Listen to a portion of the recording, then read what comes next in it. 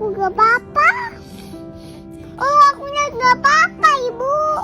Iya, Dek tuh sabar banget ya Allah, Masya Allah Dek. Ibu, orang situ pada bobo ke jangan nangis-nangis, nanti orang kebangun ya, Ibu. Momen haru anak kecil semangati ibunya untuk jangan sedih. Ibu aku gak apa-apa, jangan nangis ya.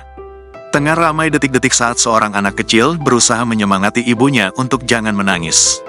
Hal itu kini ramai usai diunggah di sosial media, salah satunya akun Instagram @folksit pada Minggu, tanggal 21 April tahun 2024. Anak kecil sedang sakit berusaha yakinin ibunya dirinya baik-baik saja, agar ibunya gak sedih, tulis keterangan pada unggahan. Pada video, terlihat perekam video menyorot momen saat ia dan anak perempuannya sedang berada di kamar sebuah rumah sakit.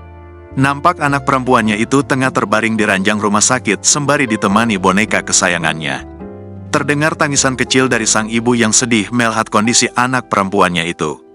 Kemudian respon putri kecilnya itu menjadi sorotan saat berusaha menenangkan ibunya untuk tidak menangis.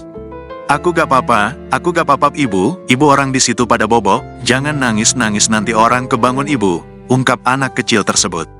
Disinyalir jika sang anak mengalami sakit eczema, yakni kondisi di mana terjadi reaksi peradangan pada kulit yang menyebabkan rasa iritasi. Usai ditelusuri, unggahan pertama kali dibagikan oleh akun TikTok @nununana15 pada Sabtu, tanggal 20 April tahun 2024. Di ruang isolasi berduaan sama anak, malah anaknya yang nguatin ibu, tulis keterangan pada unggahan. Video yang berdurasi 36 detik ini pun kini ramai ditanggapi oleh warganet. Aku gak apa-apa. Oh, aku gak apa-apa, Ibu. Iya, Dek tuh sabar banget ya Allah, Masya Allah Dek. Ibu, orang situ pada bobo ke jangan nangis-nangis, nanti orang kebangun ya, Ibu. Download Tribun X sekarang, menghadirkan lokal menjadi Indonesia.